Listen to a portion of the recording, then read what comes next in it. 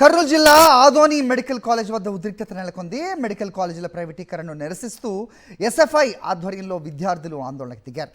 వారిని అడ్డుకునేందుకు పోలీసులు ప్రయత్నించగా రోడ్డుపైన బైఠాయించారు విద్యార్థులు.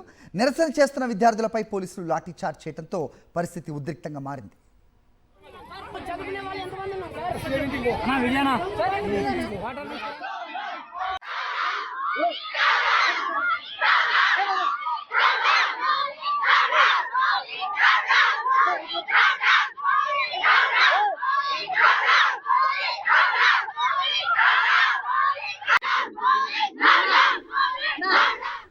రైట్, రాష్ట్ర వ్యాప్తంగా కూడా విద్యార్థులు నిజంగా ఆందోళన వ్యక్తం చేస్తూ ఉన్నారు.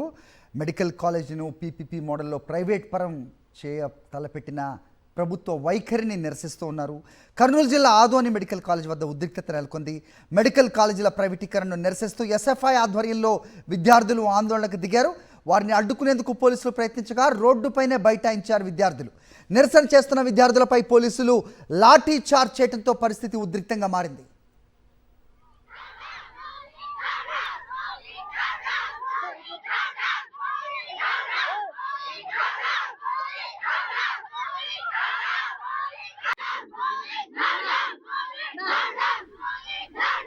రైట్, ఇదే అంశంపై అప్డేట్స్ మా కరెస్పాండెంట్ లోకేష్ అడిగి తెలుసుకుందాం. లోకేష్, వాళ్ళు విద్యార్థుల సంఘ విద్రోహ శక్తులు అనుకుంటున్నారా పోలీసులు? ఏంటా హ్యాండిల్ చేయడం? వాళ్ళు నిరసన చేస్తున్నారు, నిరసన చేయడానికి కూడా అధికారం హక్కు లేదా ఆంధ్రప్రదేశ్లో? ఏం జరుగుతోంది?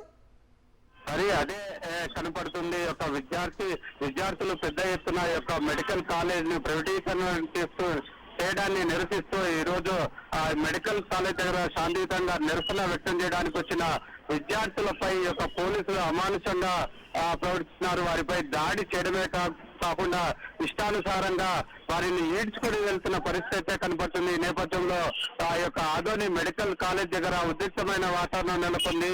ఏదైతే ఈ యొక్క ప్రైవేట్ కాలేజీని ఈ యొక్క మెడికల్ కాలేజీని ప్రైవేటీకరణ చేయొద్దంటూ గత కొద్ది రోజుల పాటు నుండి ఈ యొక్క విద్యార్థి సంఘ నాయకులు కూడా పెద్ద ఎత్తున ఆందోళన చేస్తున్నారు. వినూత్న రీతిలో తమ నిరసనని తెలుపుతున్న పరిస్థితి. అయినప్పటికీ కూడా కూటమి ప్రభుత్వం ఏమాత్రం ఆలోచించకుండా ఈ యొక్క మెడికల్ కాలేజీని ప్రైవేటీకరణ చేయడంపై తీవ్ర స్థాయిలో అయితే ఆగ్రహం వ్యక్తం చేస్తున్న పరిస్థితి. ఈ నేపథ్యంలో విద్యార్థులు ఈ రోజు ఈ యొక్క ఆదోని మెడికల్ కాలేజ్ దగ్గరికి పెద్ద ఎత్తున చేరుకొని తమ నిరసన తెలపడానికి ప్రయత్నం చేయగా పోలీసులు వారిని అడ్డుకోవడం జరిగింది.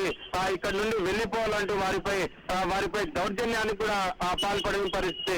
అక్కడికి వచ్చిన ఈ యొక్క విద్యార్థినులపై పోలీసులు కూడా చాలా దురుసుగా ప్రవర్తించిన పరిస్థితులు అయితే కనపడుతున్నాయి. వారిపై ఇష్టానుసారంగా మాట్లాడమే కాకుండా ఆ యొక్క విద్యార్థుల యొక్క ఫోటోలను కూడా తీసుకొని భయపడిస్తున్న పరిస్థితి కనపడుతుంది. ఎవరైతే ఇక్కడ నిరసన తెలుపుతారో వారిపై కేసులు పెడతామంటూ ఈ యొక్క పోలీసులు భయపెట్టిన పరిస్థితి. ఓకే లోకేష్. ఆదోని మెడికల్